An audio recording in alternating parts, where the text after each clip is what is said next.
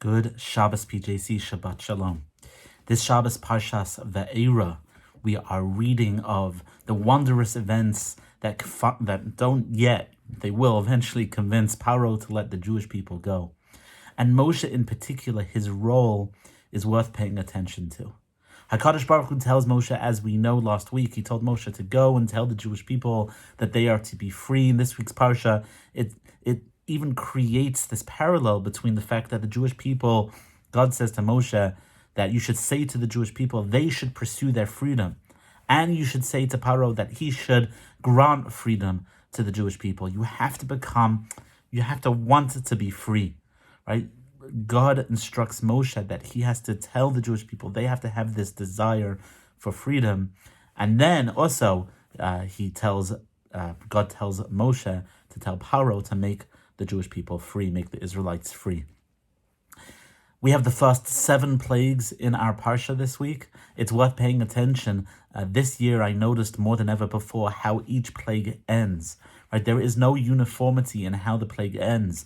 Some plagues end with the finishing of the plague, meaning all of the cattle had died, so the plague ends. And some plagues end because Pharaoh requests from Moshe to intercede, to beseech from God the ending of the plague. That nuance in the conclusion of the plague really drives home the point that the message of the plagues was to raise the question of faith, to raise the question of belief in the world as a whole. This was not exclusively about letting the Jews go free.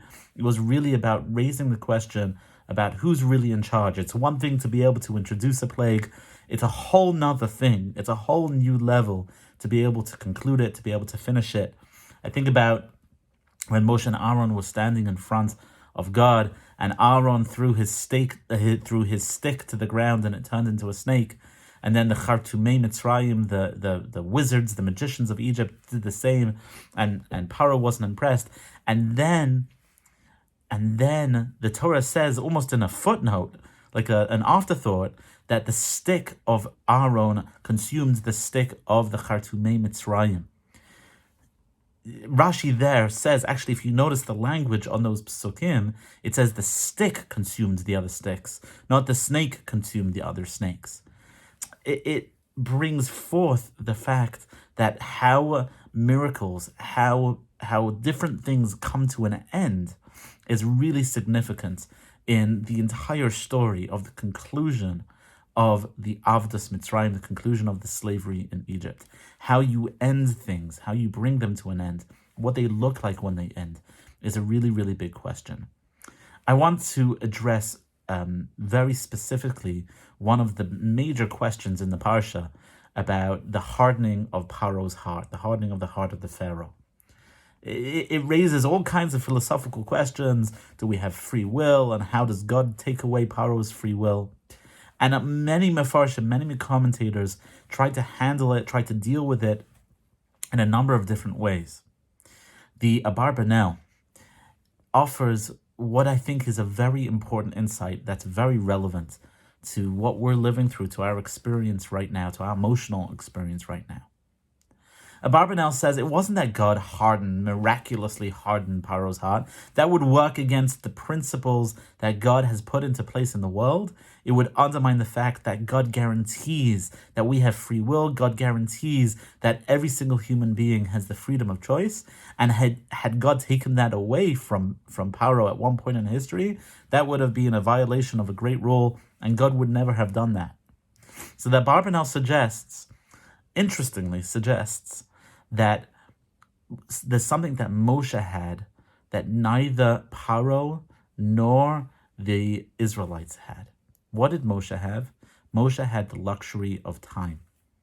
Moshe had very little pressure in his life.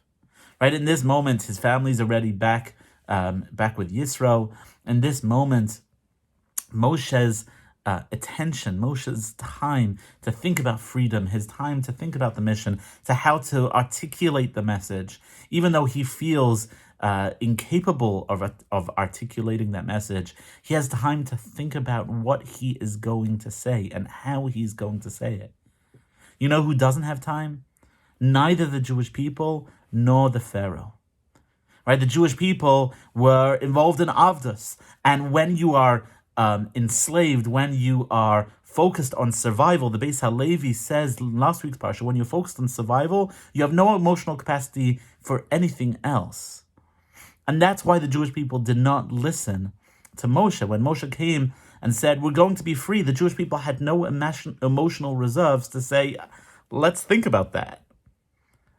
And the Barbanel says the same is true about Pharaoh this week. You want to understand what it means that his heart was hardened?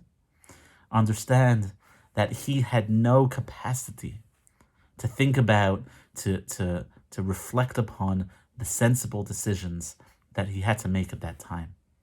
Right? When you're in that position of responsibility, right? Pharaoh was consumed by the prospect of devastation.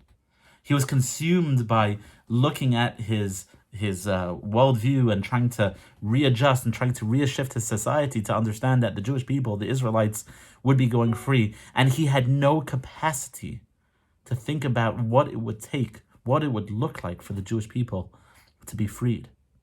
It's God who had to create that capacity. It's God who had to over and over and over again illustrate to Pharaoh and illustrate to the Egyptians and to illustrate to the Jewish people that there is a beginning to a plague and there is an end to a plague. There is a beginning to a story. There is an end to a story. There is a beginning to the slavery of the Israelites, and there will be an end to the slavery of the Israelites. Even when he lets the Jewish people go, I'm sorry to ruin the story for you, but you know already, he cannot wrap his mind around what it means to build an Egypt without Israelites enslaved. We're living in a time where so much of our emotional energy, though our lives may not be very diverse right now, so much of our emotional energy is focused on this concept of survival. We're focused on one, maybe a couple major emotional issues of the day. It is very hard to find the capacity, to find the space, to find the time, to find the peace of mind, to consider and think about the messages that God is communicating with us. Thank God, Shabbat has become, for many of us, myself included, Shabbat has become that time, that experience where we get to stop and we get to think for a second, where we get to focus on how to restore our sense of self, how to re-energize our batteries. But the challenge has to be acknowledged for what it is. It's a deep challenge to have to live, to have to exist in a society, to have to exist in a world where so much emotional energy has to be taken, has to be occupied by the idea of survival. Pharaoh is so concerned for his survival. He has no capacity to think about freedom, to think about the thing that would actually help him survive. The Jewish people were so occupied by their survival, they could not hear the messages of Moshe. Mirza Hashem, as we will, please God, in the coming weeks and months, have the opportunity to be a little bit more relaxed, to think a little bit more carefully, deliberately, reflectively about what we want to be true in our future. We have to work hard to ensure that we have the emotional capacity to be listening to the messages that God is sending our way. God is clearly talking, telling us something about what's going on in the world, about the events around us. God is trying to drive home a point. And the Mirza Hashem will have the opportunity to listen to the messages of Moshe Rabbeinu and to the encouragements of HaKadosh Baruch Hu, to be there, to be present, and to grow. Wishing everyone a Shabbat Shalom. Please God, everyone should be healthy, everyone should be happy, and everyone should be safe.